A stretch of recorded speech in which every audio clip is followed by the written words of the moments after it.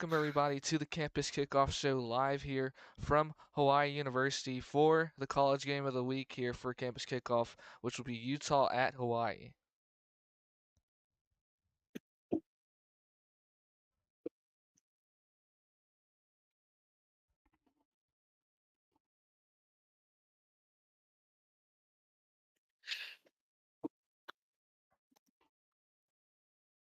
Someone talk.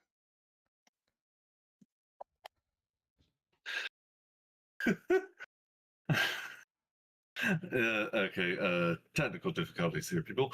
I was gonna say, Charlie, I sent you a DM, but anywho, yes, today. sorry, sorry to the people at home. Yes, today we have a huge slate of games, main evented by Utah and Hawaii in the West Coast Conference. But we have a lot more to get to, a lot more to talk about. Today's predictions involve Tulane and Memphis, Pittsburgh and FAU, TCU and SMU, and heck, we might even throw a couple more in there just for the giggles of it. But anyway, this is, of course, our first campus kickoff of the season. So I'm going to toss it back to you, Charlie, with your thoughts on the first few weeks of the season so far. I think so far it's been a little bit unpredictable. I didn't expect some of these teams to be as good as they are. For sure didn't expect South Carolina just to start off the bat. I didn't expect South Carolina to be as successful, but a dominant win last week over Mississippi State, who we thought were rolling at once with Blake Shapen. Blake Shapen still had a great game, but that Mississippi State defense had no answer for Sellers. He finally started to connect with Nick Harbor and the rest of that offense. And there's also been just many more teams that have surprised us a little bit. We've seen Tulane really kick off with Caden Samonza, the sophomore quarterback, really starting to get better game by game. And that's just a little bit of what I think. But yeah, I think overall it's been a little bit unpredictable. But I expected it to be more, I guess you could say, chalk. But it's definitely had some surprise teams who are doing better than I thought they would. Yeah, speaking of surprises, I guess we can just go ahead and kick it off with the conference that's hosting us here.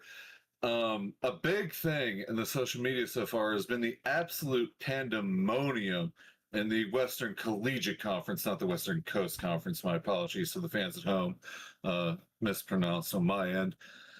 But yeah, with the exception of Arizona State, there's been a lot of chaos there. BYU's already taken a loss. Nebraska still hasn't won a game.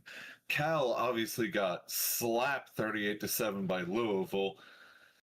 It's been ugly, but do you think heading into this week that any of kind of the as I guess you would call them, three pillar schools of that conference, Utah, BYU, or say Arizona State, do you think that they can hold the ship? I Do you think think that it'll kind of be, as the ACC used to call it, coastal chaos in the WCC this season? I think they're gonna be fine. I didn't take that Cal loss too badly for the conference. Cal, of course, having a freshman quarterback, and Louisville's such an experienced team under Jeff Brom. And they call it a lights out game. They got one of the best running backs in the nation, and overall, it was a great game. But BYU, we saw them beat Nebraska. Nebraska, I definitely think they've disappointed. Raiola's had some definite moments of being very good 100%. and being very bad and but I do think they're going to be fine. I think BYU is really strong, led by Parker Retzlaff. Their offense looked really dynamic. I think they just need to get their run game going more. They started off that Nebraska game hot with their running game, then throughout the game it kind of simmered down. So I think they just need to get back to the basics, and they'll be all right. And well, not even that. And they're not even the best team in Utah, I don't think. I think Utah is the best team, led by Devin Dampier, the transfer from San Diego Ooh. State. Um, uh, Dampier, I think, is fourth in the Heisman race right now, and he's one of the most electrifying quarterbacks in college football itself. And I think Utah really will be the top team for the Western Collegiate Conference, and led by Devin Dampier, we've seen the throws he can make, and I think he's one of the better quarterbacks in the nation, one of the best quarterbacks in the nation, and leading this team, I don't think they're going to have to worry too much about their pillars. All right.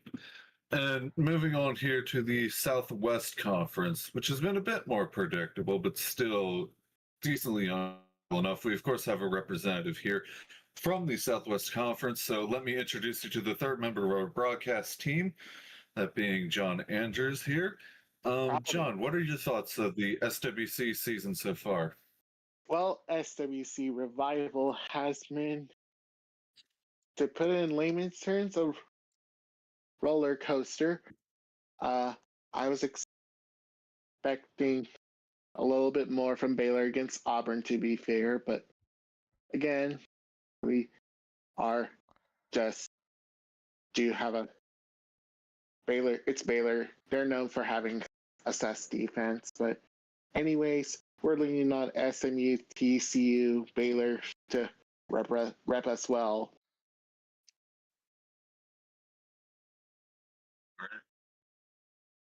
So I guess the next natural thing would be to go over SAC, or the Southern Atlantic Conference, a conference that's looked very good so far throughout the season in out of conference. Obviously, we'll get to Tulane and Memphis in a minute here, but let's go over one of the other games today that catches my eye, if you don't mind. I'm looking at something like, say, Syracuse and USF. USF off to a hot start of the season. Syracuse came in with a bit of expectations. What's going to give in that game? I think it's going to be very interesting. Saw earlier this week on the injury report their star quarterback Davian Kerr, who has the most interceptions in the sacks so far this season, is going to be out for this game. He's going to be out for 3 weeks, so I think that could play a role in trying to face a dynamic quarterback like Burham Brown, who makes great decisions. We saw it in the win versus Boise. He's able to air it out, use his legs. But for a team like Syracuse, they got Stephen Gelly at quarterback, but Angeli already so far has 5 interceptions on the season. I think he's actually tied in touchdowns and interceptions. So I think it'll be an interesting game, but I think it's going to be one of those games that it's going to either be one team dominating. I don't think it's going to be super close. I think it's going to be either Syracuse is going to dominate this one or USF is going to dominate it.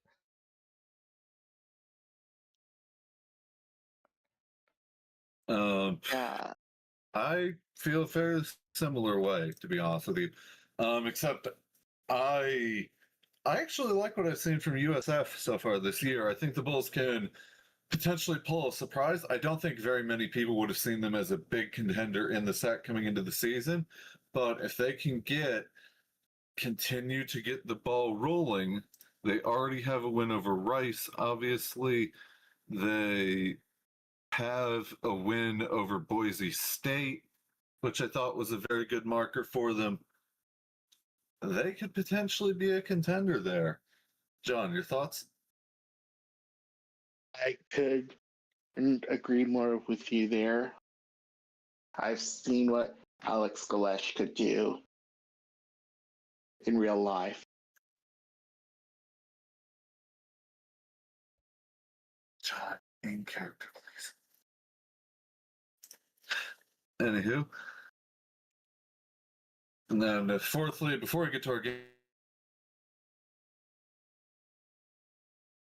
picks, we'll just quickly go over the. So, with that, the game there that we're not predicting here today that I would like to bring up is UCLA and Virginia Tech. UCLA has 2 bye weeks they're coming off of. Of course, they took a home loss to Utah a couple weeks ago. Virginia Tech, not that great of a team. Could be a really good opportunity for them to bounce back here. VT already having lost to South Carolina, being their only game they've played. They've had all but 1 week as a bye week so far. I think UCLA is going to win that game big. I think Uh, they're going to show up. They're yeah, I going don't to even be think that game's very going to be interested close at in all. getting. They're going to have a lot to prove after that Utah game.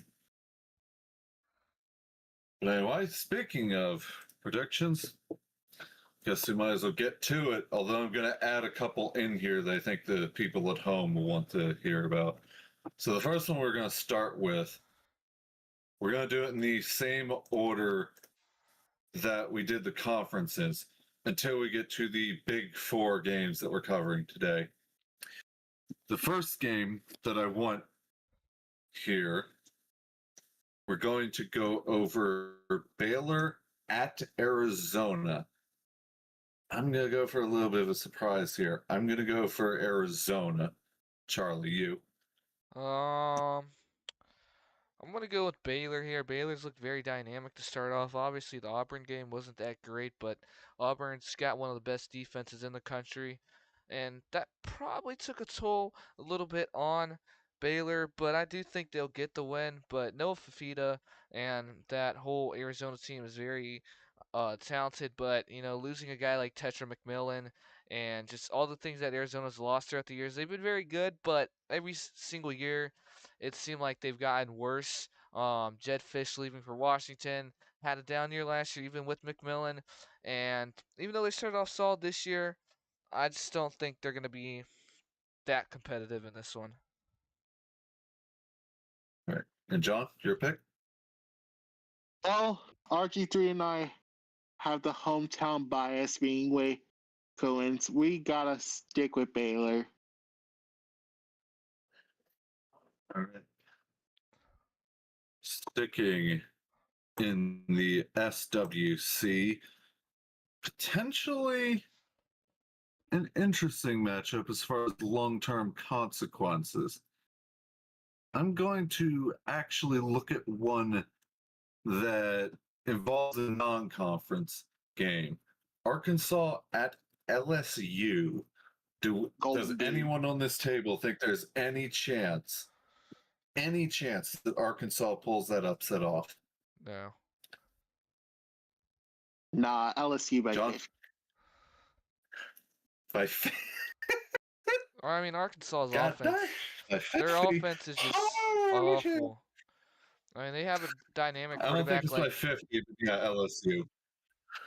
I think Arkansas has a very talented offense under their quarterback, but I mean, we saw in the game they played earlier this season that was televised, they don't know how to use their quarterback whatsoever. And they got a lot of stars on that offense, but the play calling was just completely pitiful against Mississippi State, and they got ran through the water. I mean, if you got a guy like Taylor Green in your backfield with a talented running back, you're going to try to have to use the option more, use his legs, but they completely abandoned that, and they just got beat down. And I mean, Mississippi State, granted, even though they got destroyed by South Carolina, it was mostly their defense. Their offense had some decent drives. They scored almost every drive, just not touchdowns, mostly field goals.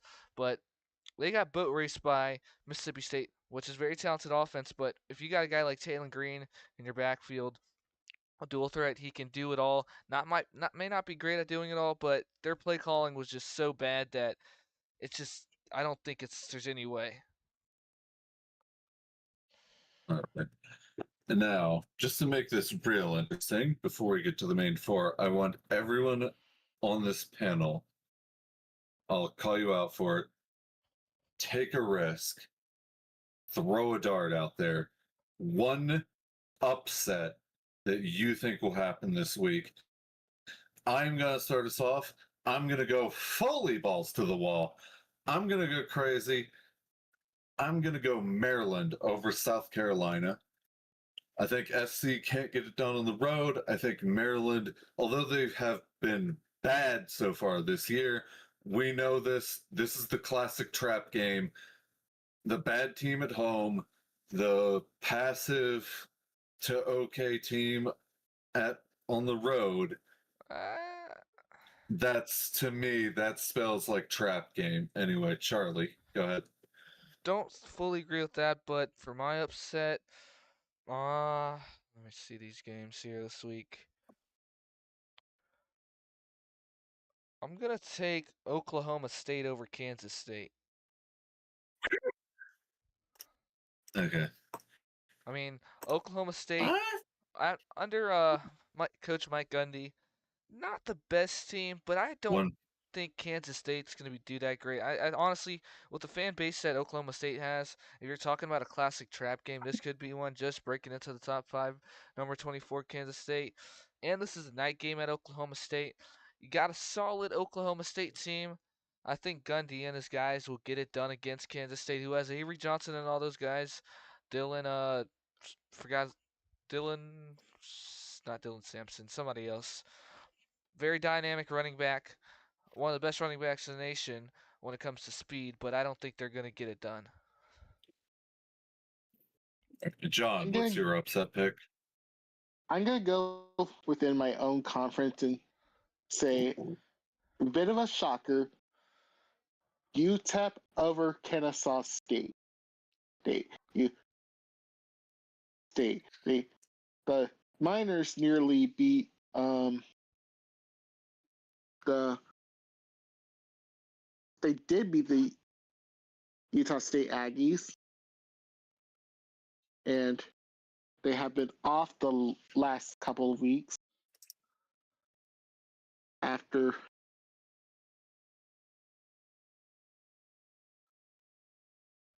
3 weeks in a row. Really, they've been off.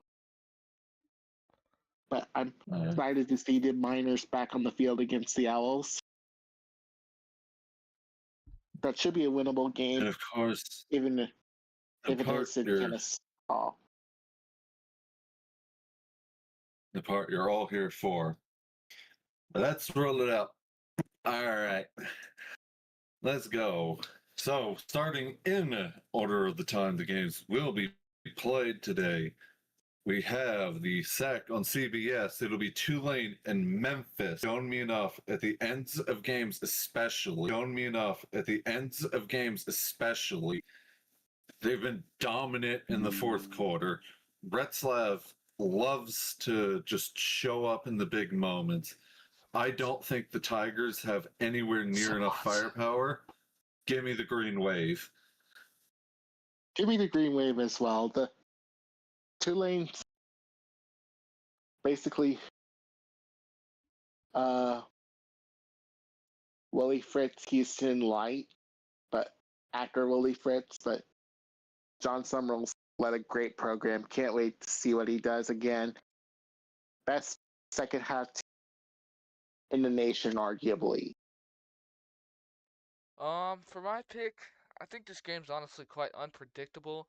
Memphis has two solid wins. Tulane already been on TV quite a lot, but honestly, I just think Tulane has gotten really lucky. Caden Samanza, although he's breaking out, had a couple great throws throughout some games. I just think sometimes he makes very stupid decisions. And I think eventually that's going to come back and result in a loss, and I think it's going to happen this week. Um, Silverfield, or I think that's his last name, the coach of Memphis. They Right? got a great program. Um, Brandon Lewis, the transfer quarterback, coming in. He's been solid so far this season. Kind of just mid of the table when it comes to the sack, but I do think I'm just gonna go with Memphis here.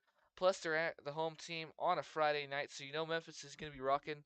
And this is a battle of two really good, I guess you could say, group of five teams, and it should be a great one. But I just can't trust Tulane, and I don't think uh it's gonna be too. I don't want to say too close, but I think it'll be a solid game. I just don't think that it's going to be down to the wire with some of the mistakes that could happen on Tulane's side. All right, so I'm assuming you're picking Memphis. Yeah. Okay. Pittsburgh on the road against Florida Atlantic in it. I mean, This is a FAU no-brainer can for be me. good at home, but to me, I think the Panthers are just way too much. I think this is going to probably be a 2 or a 3 score win for Pitt. Florida Atlantic, I think, will keep it close for like the first quarter, maybe the first half. Then this blows open. Pitt, of course, already has a loss, but that was to Notre Dame, whereas Florida Atlantic has a loss to Maryland. Anyway, so my pick is Pitt, probably on the spread. John.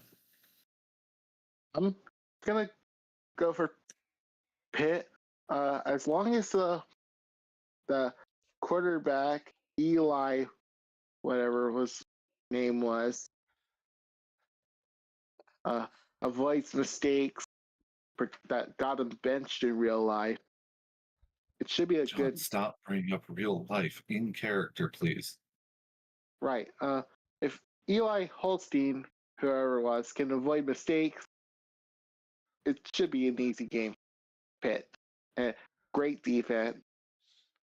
Pat Dorsey knows what he's doing. Yeah, I agree with what you said there, especially not making mistakes. Eli Holstein, I believe, is one of the only quarterbacks that had 0 interceptions on the season. So I think if he does avoid those mistakes that he made last year in his freshman season, which kind of hurt. Well, I would say hurt them early on in the year. They heated up towards the end of the year. This season he's been way better and way more lights out. And I think so far he's made no mistakes. This could of course be the game that he does make a mistake. I'm gonna go with Pitt personally. But FAU has an intriguing offense, getting the Conference USA's Player of the Year last year, Caden Veltkamp at quarterback, with his main target, Easton Messer from Western Kentucky. Kit Lee runs a very interesting offense. Veer and Shoot, they're going to bring in unpredictable plays. They're going to go for it a lot, and that could prove trouble for Pittsburgh. But I don't think it's going to be too much trouble. I do think they're going to be able to handle that interesting offense they have. Veltkamp um, has been all right to start the season. Um, and we'll see how he does in this big game, facing such a great team in Pitt. Yes, and then of course the co-main event of this weekend's broadcast. We have a very interesting battle for the Iron Skillet. SMU and TCU. And how do I deliver the news of this one? Because I'm not as hot on this game as some people are. I think this is going to be a blowout. I think the stats say enough for itself. Jennings, we all know SMU is very electric. They love to throw the ball deep. They love the explosive play. They're going to constantly bring the attack. Hoover, on the other hand, for TCU, a lot more of a conservative game plan. Only has a couple hundred yards passing on the season. His touchdown to interception ratio of 3-1 pales in comparison to Jennings 6-1. Plus, we've already seen on national broadcast this season that SMU can absolutely moss people in their receiver core. I've got SMU in this one. Charlie. Um, I'm gonna take. I'm actually gonna take TCU here. I kind of disagree with some of what you said. I think Josh Hoover, when it comes time, well, yeah, I would say when it comes time, has some of the best talent in the nation when it comes to a quarterback. Of course, he hasn't put it all together yet, but I do think this TCU team can be dangerous. But it all ultimately rely, revolves on how Hoover plays, and I think um if you're his coach, you're gonna want to let him air it out a little bit more and just make plays himself. He's able to do it on the ground. Sonny Dykes took him to the college football playoff in his first season at TCU. That was a different quarterback. He's got Hoover now, and I think Hoover's one of the better talents when it comes to a quarterback. And I think he's very much a dual threat where he can do it on the ground and he can do it in the air. So I think I'm gonna go with TCU with the upset here, and I think Josh Hoover's gonna have a big game. Whoa, whoa, whoa, whoa, whoa, whoa! Not so fast. We all know that the Mustangs have the home field advantage here, and that Pony Express deal long past. It's now fun again under Rhett Lashley. Expect this game to be a track meet, but I got the Stings holding on by winning the last possession. Ooh. Interesting. Then, of course, the game of the week here in Hawaii on the Big Island. One of the surprise stories of the season so far, the Hawaii Rainbow Warriors at 4-0 hosting the Utah Utes. Of course, Utah coming a couple weeks ago off of a big win on the road against UCLA. I'm going to take Utah to keep the possession going. To keep the momentum rolling. I think this is where the wheels start to fall off the bus for Hawaii. I'm very impressed with how Utah looked a couple weeks ago. UCLA had a couple shots in that game, but Utah, for the most part, controlled the game. So I don't see why they would struggle against a team that I think is markedly worse in the Rainbow Warriors. With that being said, there's a lot of crazy that's going to happen in this game. I think it will end up being close, but I think Utah takes this one. I'm gonna throw a score prediction of 35 to, let's say, 24 Utah. Uh, I, Charlie, we'll I go don't to you think next. this game's gonna be close at all, to be honest. Utah, they got one of the best offenses in the country. Hawaii, they're good, but not great. I think they'll be one of the better teams in this conference, the Western Collegiate Conference, but I don't think they're gonna match up with the top three That teams is a good point to bring whatsoever. up. And I Not think, to cut you off here just for a second, but Hawaii, of course, does not have to play Arizona State this year. That is big for them, worth mentioning. If they do win this game, they play Boise State in a few weeks, and then they don't play any of the major teams from this conference until the final week of the season when they ended against BYU. So I think you're very onto it that they could be one of the better teams in this conference. But go ahead, continue. Sorry about that. yeah, I honestly think Utah is the best team in the conference. Arizona State, they got Sam Levitt, but when it comes down to it, I'm gonna take Utah. Devin Dampier, I just think once he gets going, he's hard to stop. So I'm gonna take Utah here, and I don't think it's gonna be close at all. Yeah, I agree with you, Charlie. If you can't stop the Ute rush offense with Devin Dampier being a dual threat that he is, or the deep running back core, you, sir, are in a world of trouble. I'll give it to Timmy Chang. He's made Hawaii fun again, I guess, but it's not going to be entertaining for too long. Hawaii might keep it close, but expect that you'd support it on at the end of the fourth quarter and win big. Get back to Salt Lake City in the driver's seat for the WCC. All right, and just like that, we all confirmed that wherever we go next week will not be providing us any catering as we all vote against the team that's hosting us. Good job. Anyway, thank you two, for the picks. With that being said, thank you everyone for tuning into Campus Kickoff Live. We will now send you down to Tennessee to the Liberty Bowl for the Tulane Green Wave and the Memphis Tigers. Thank you, and God bless. Good night.